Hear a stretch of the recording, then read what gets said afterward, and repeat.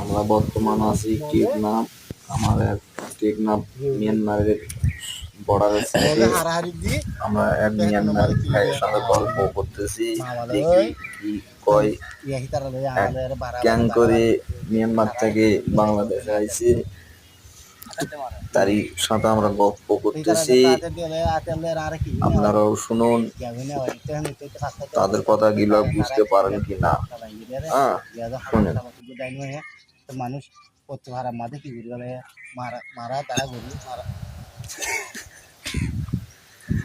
মারা তারা যাতে ঘরে তো দেখছি ইয়া তো হিন্তু না লাস মাদো যদি হিলা বিয়া ঘুরি ঘুরি তাকে দিব হ্যাঁ নেই আগে দেওয়া হচ্ছে মানে এটাই তোমার অপরাধ, মানে জামাতার লোকের তারা দোয়া দোয়া করেছে, এটাই তোমার অপরাধ।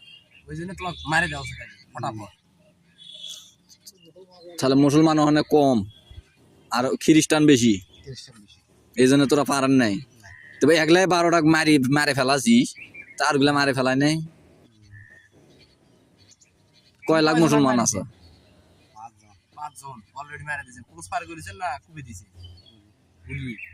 মুছে না মারা গেছে না? লেভেল বারটা কই? পালা গিয়ে হেই বেটা নিয়ে আসবি না, আমার কাজ হলে মেরে দিন।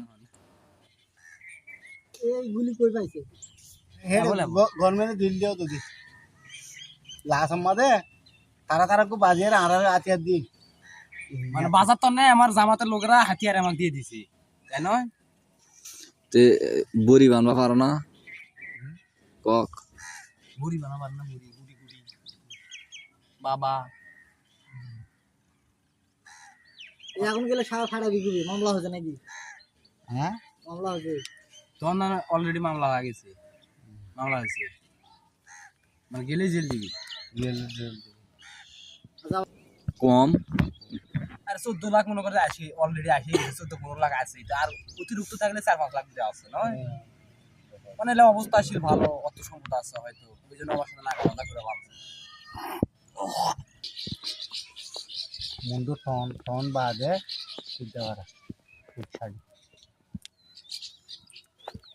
তো পুরো দামে